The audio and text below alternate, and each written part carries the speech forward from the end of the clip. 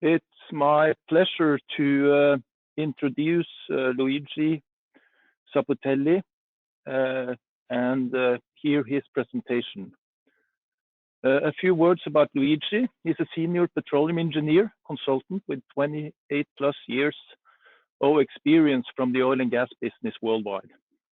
He's currently working with ADNOC as a reservoir engineer, and we are very happy to have many of his colleagues from ADNOC joining us today. He is an industry recognized researcher, lecturer, SPE liaison, and committee member. His main areas of interest of integrated reservoir modeling and simulation for improved oil recovery projects, field development, drilling and well planning projects, drilling, rig automation, production operations, and oil field automation projects. So again, we're very happy to have you here, Luigi, to present for us. And I will now share the screen and feel free to start at your convenience.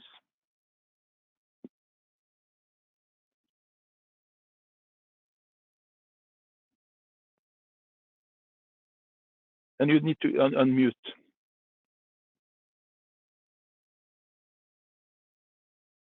Hello?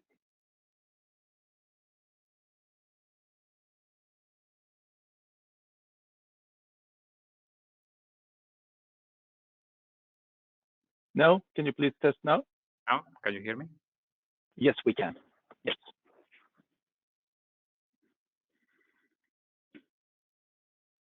Can you hear me? Yeah. Yes, we can hear you. Yes, we can. And I'm sharing presentation.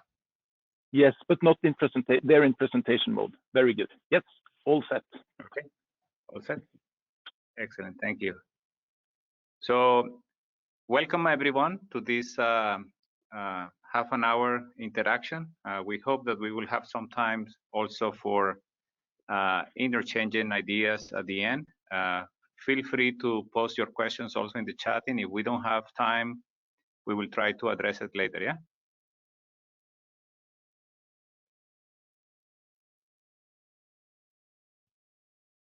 Okay.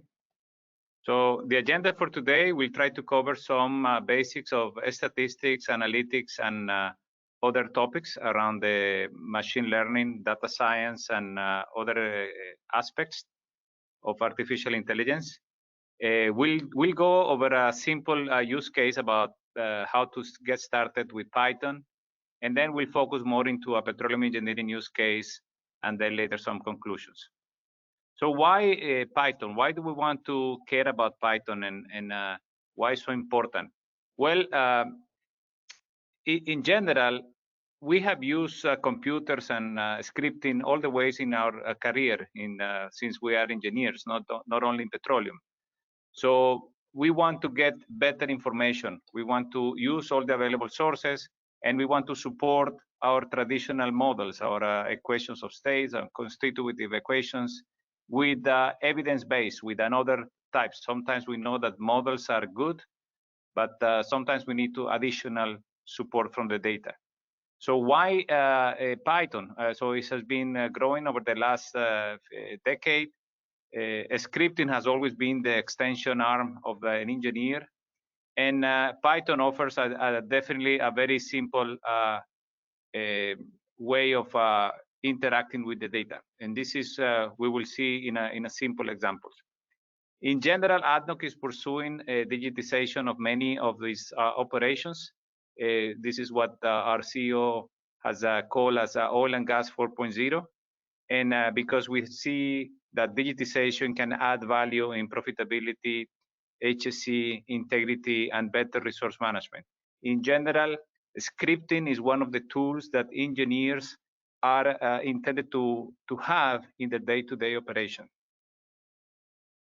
Now, traditionally, we know that data science has raised fear among us because of the knowledge about programming, and it is okay. It's okay because it's difficult. Even myself, I started as a electrical engineer, and programming has not always been my main area of expertise. However, I have found it very useful in everything that I do in my career. So a little story about from statistics to AI.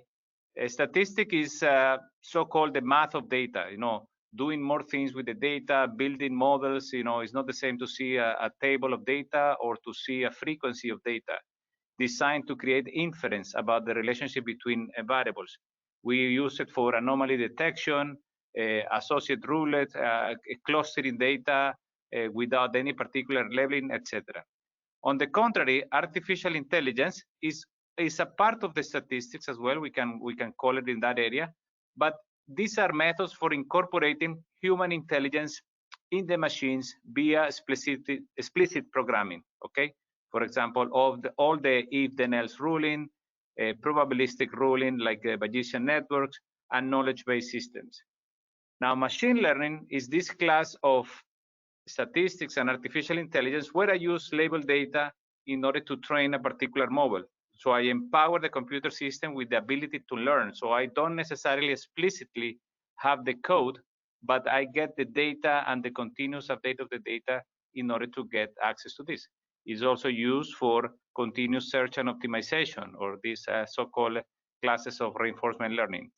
Data analytics is the science of analyzing and taking data and taking further steps into knowledge discovery, finding new patterns on the data, finding discovery. So it's also part of statistics, it's a part of machine learning, but it's a subclass of all these elements.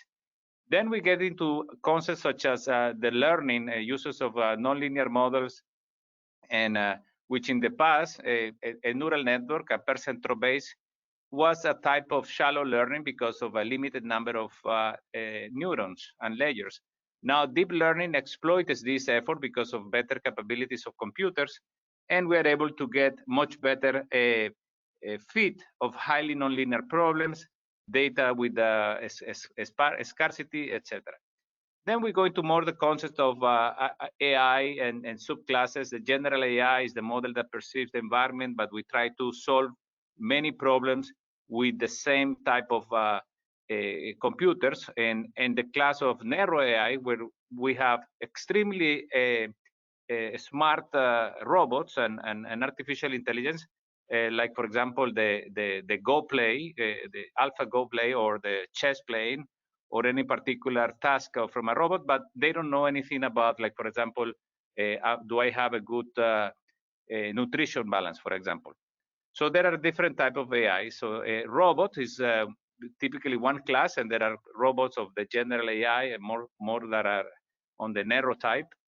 Control theory has been there for many decades. Is also one class of artificial intelligence and robotics, if you consider strictly, but it solves specifically problems of dynamic operating system conditions. Yeah. And the bot, which is also a class of robots, but they are autonomous programs which interact with the users in order to complete a virtual task. So just to let you know, this type of mapping that I'm trying to bring you here is that the many concepts are not necessarily crystal clear, but they are interdependent, and they overlap in the number of definitions. So what is data science, engineering, analytics? So it's this continuous process of problem solving. We gather the data, we want to extract value from the data, and we want to solve a problem. Of course, in real life, this is not the real case, because this is only one piece of an overall digitization solution, but it's a very important piece. I mean, we know that we also need to have a framework for data access and data security and visualization and instances and maintenance. And we know that whatever we put, if we want to use it along the organization, we need to think about other tools that will support the deployment in real life. So they are two key to find out this problem. Which are them? So we have from deep learning, evidence-based, machine learning systems, prescriptive analytics, natural language generation, natural language processing and text mining, predictive analytics, and recommendation engines. Okay, I will make sure you have a number of links to access this additional information. Yeah. So what are the analytics and artificial intelligence contribution to the oil and gas? So this is in general. We can divide the applications between prescriptive, diagnostic, predictive, and prescriptive. So if we want to see a typical case on well portfolio optimization, the scripting means how does this well performs against the target? Am I in the right track or not? In the diagnostic part, what are the precursor events for this well to be like it is, low or higher? Predictive will be to say, how will this well perform if an intervention is done today? Will it improve its performance, and will it be paid for it? And prescriptive will be, the well will improve 30% performance, therefore I recommend that a water shutoff is performed. So in a similar manner, we can understand and look other use cases such as ESP, well optimization, data-driven reservoir modeling, reservoir and field performance reviews, drilling analytics, and geology applications such as cognitive rock thin section and petrographic analysis. I'll leave you to review the different cases. I also like to invite you to review, if you want to get the state of the art on data analytics and reservoir engineering. There is a recent publication we concluded in SPE about data analytics in reservoir engineering. It's an ebook. It is free for all SPE members, and it's not so expensive for the outside SPE. And a recent book that we completed on machine learning in the oil and gas industry, where we showcases a number of key use cases on geosciences, reservoir engineering, and production engineering using Python, and it also has a GitHub repository with all the codes. Okay, so which are the machine learning tools? They might be quite overwhelming to look at all this, you know, from ensemble, deep learning, whatever. So this is some recommendations that I leave you to, if you want to start reading from what is a neural network, regularization methods, a linear regression, how to do simple classification methods, etc. So if you learn this one, I think you will get a feeling and remove the anxiety to start with all these machine learning tools. So we can get overwhelmed because of the different papers and nomenclature. So if you never had a background on machine learning and statistics, I'll recommend you to start with these methods. So in petroleum engineering, we have a number of things where we need to automate. So data science and engineering is not just creating a tool that will tell me and solve my petroleum performance optimization problem. There are many things that I can automate to make my life easier. For example, in data acquisition and validation, this is an area where, for example, I just finished simulations from a large fields, and if I have 2 or 3 scenarios, I end up with 2 or 3 gigabytes of data. I need to analyze them, and the current Excel scripting will not work. I need to do something else to manipulate and massage all this data. I have a large number of wells, and I need to identify the well events and problem clustering by different types. And I don't know exactly what is leading to this well problem or well performance enhancement. So I need to do high level of data analysis. Opportunity identification, a typical case, I need to screen and find out values. You know, a well can penetrate 7 to 15 different layers. I have 500 wells, and I want to know what is the best course of action before I build the simulation model that will give me the next business plan. Decision making, resource allocation, and tracking actions is one of the key information. I take many decisions, for example, even from fixing a permeability coefficient in one of the simulation models, all the way to increasing the rates. So what are these decisions that I've been making contributing to my overall objectives? And I mentioned to you about the GitHub repository. There is a big number of applications. I mean, if I had given you this talk about a year ago, we didn't probably have 10% of the use cases that we have now there. Thanks to the vol field application and data, a number of applications have exploited in the GitHub repository, and also a large number of petroleum engineering schools are using and recommending students to write their homeworks using Python. And in general, we can see high level of, for example, from automation of the reading the literature in the oil and gas, getting data sets from the public, prediction of the US refineries, open server connectors. From the geostatistics point of view, anything we can imagine from a 2D space, time, kriging and co-kriging for extrapolating and interpolating the values of both space and time. In petroleum engineering, the typical application. And when I'm talking about using Python for engineering, I'm not just talking about creating applications for an artificial intelligence recommendation or to have a data science advance. We are using just about for simple calculations. I mean, simple calculations that it will be more difficult to implement them, for example, in Excel or in a VBA code, etc. So Python is easy to start. I mean, I'm not intended to give you here a quick analysis, but there are maybe from probably 16 statements you can get and started with a number of Python and start to ramp up very quickly. You can get a simple example, a simple courses from the web. And in general, I'm just trying to give you here a motivation to get started. So this is one simple case, how to import the library. So basically there are 4 or 5 which are libraries that we will use almost everywhere, such as the NumPy, which are numerical, SciPy for scientific, Python, Matplotlib, and Panda. So knowing those, I mean, you will be very powerful trying to get a big number of applications. We can easily get from a CSV data file, XY type data, just by reading one line of code. I store the CSV file into a variable called my data. Now this one, because it's PD, I'm renaming the variable pandas as PD. That means that I have this data set available inside my program, and I can do many things with it, from plotting, cross-fitting, and also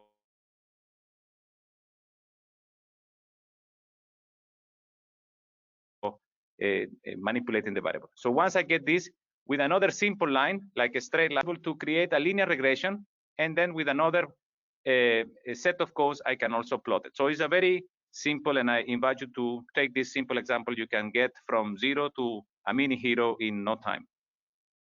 Now let's go into the use case that I wanted to talk most about today. One of the use cases that we have in the book, and is very famous in the oil and gas, is about the use of data to build data-driven virtual metering and try to do some performance optimization with it. So what is a virtual metering? It's just a function that I built based on a number of measurements that I get available in the field. For example, I can try to predict the liquid rate as a function of the downhole pressure, wellhead temperature, and gas lift. In this y hat is my virtual metering approximation function. Phi is the transfer function between the measurements, and the output. X is the measurement input vector, and ym is the label data, the data that I try to match. So I only have few instances where the wells are tested in real life. But now with a virtual metering, I am typically able to use and compute the rates at any point in time. Okay.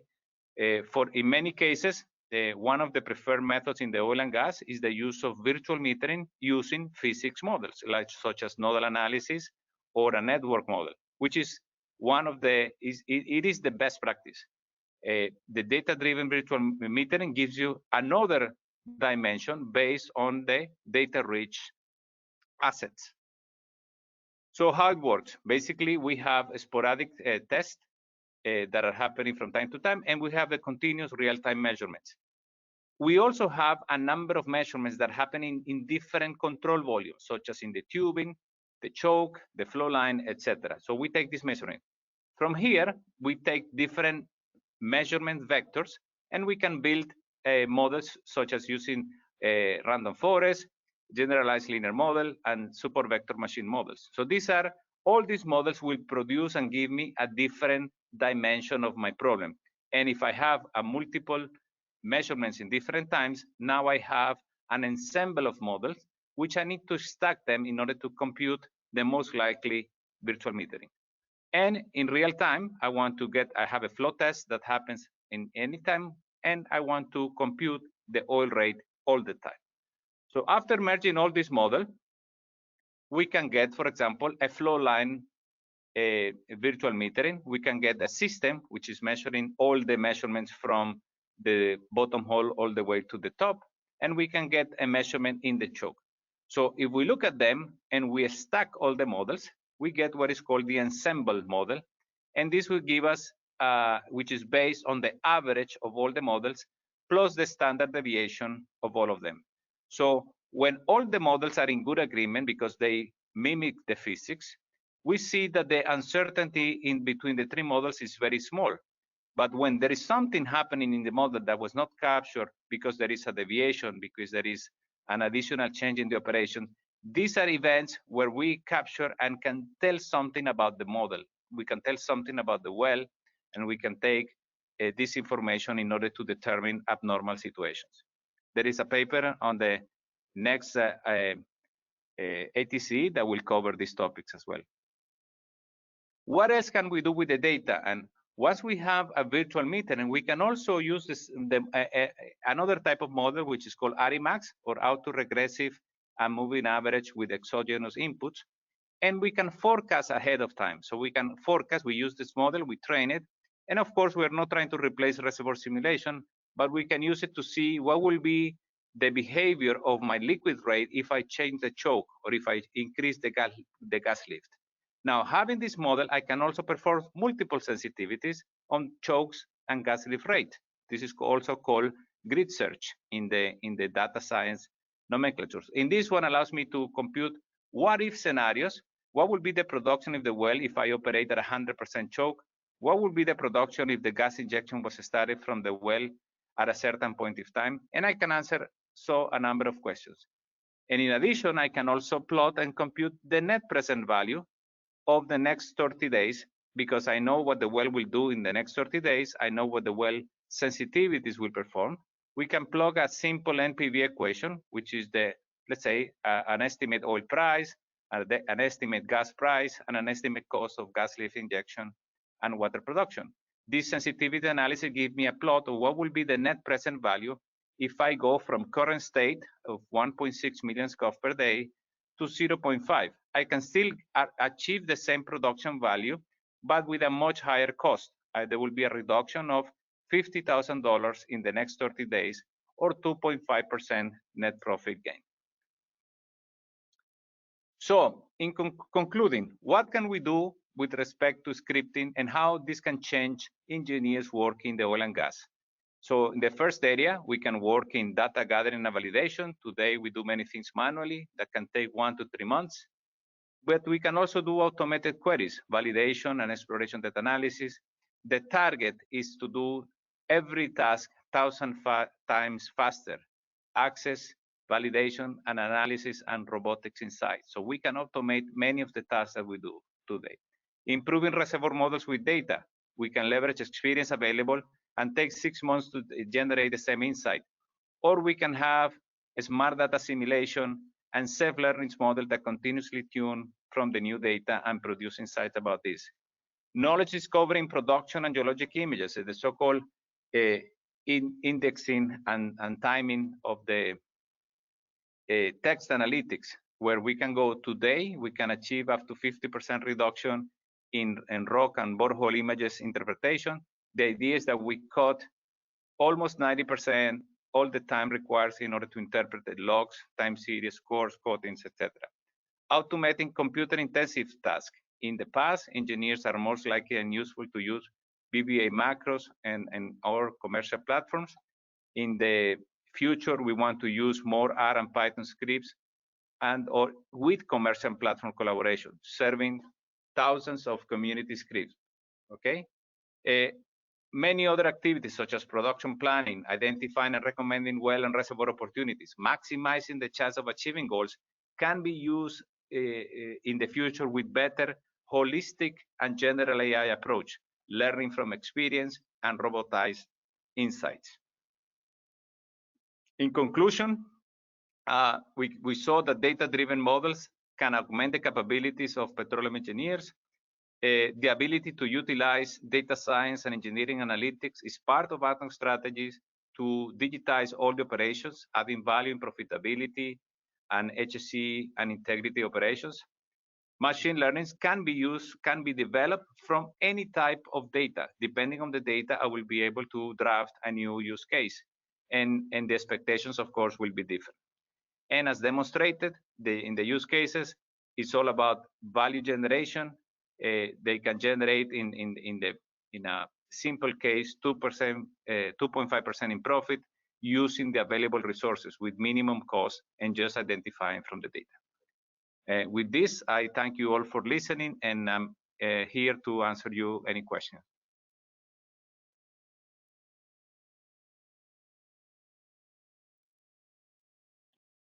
Thank you very much for your presentation and the motivation on starting programming on Python, Luigi. This is something that, as I mentioned in my introduction, I have experienced as something that I said I get support from my younger colleagues to do that part, and then I read the answers. You're certainly a very good example of someone diving into this, which is very, very interesting.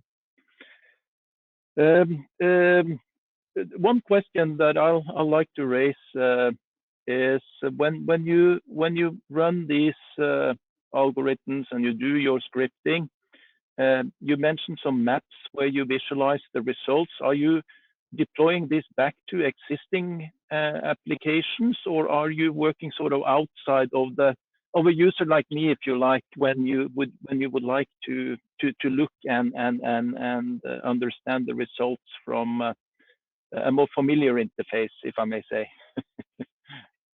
Yes, our intention is to leverage the best and the easiest path for the engineer. Yeah. So if we are working on platforms such as Petroleum or the geomodeling packages, we would like to enhance the capabilities of such software. So that's why it's quite important that the engineers can use it in different contexts. If we are working with our data and in our desktop, and I want to see and do similar and use similar and simpler use cases, so it is fine to use it and break it. But we are not trying to replicate the potential value of commercial applications or anything like that. We're just trying to enhance, increase the potential of the engineer. Yeah. Exactly. There's one interesting. There's lots of questions coming in here now, and unfortunately we won't have time to all of them. But for your information, the presentation will be shared on our YouTube channel, and we will share that with all of you. Yeah, I guess all there's the slides one will be available. Yeah. Sorry? All the slides will be available. Yeah. Yes, so that's fantastic. And we have time for one more question here. And I think that this is a very good one, breaking silos, talking across domains. My background is from Petroleum, from the old Techno Guide days before it was acquired by Schlumberger. And one of the ideas was to get people to work together in one common user interface, which Petroleum ended up being for many users around the world. But these breaking silos is something I still experience when I talk to people. Any ideas about how the geoengineers and the geoscientists can sort of cooperate closer and support one another? Do you have any ideas around that? Well, the best idea, definitely the challenge is still there and will continue to be for a while. So applications, there are many applications that try to solve, getting closer. I will say that the common language between geoscientists and petroleum engineers, if we are trying to just break the two in two major work, is that now we can talk about data. Data is the common language, and where we can talk about spatial and time series and scalar data, and the coding is the same. We're not trying to teach one to the other and vice versa, but it's definitely an area. The scripting is something that can help the engineers and geoscientists. For example, we have seen more and more, for example, a geomodeler interest in the dynamics of pressure, behavior in times and series, and the well performance of the well. And at the same time, we have seen engineers in understanding relationships of, let's say, that traditionally will come from a geoscientist. A geoscientist will use, for example, his geological concepts and geological abilities to, let's say, distribute especially the data, and the engineer or these data science tools are also helping the geologists to distribute the same data using engineering concepts, such as we can say the connectivity and well connectivities between wells, connection factors, which is a water flow driven behavior. So engineering and geologists have more opportunities to collaborate when we're talking in the same platform of data. Yeah. Thank you very much for your very motivating talk on this matter. We will now, there are a few more questions. I'd just like to emphasize that we will share these questions and they will be answered at a later stage.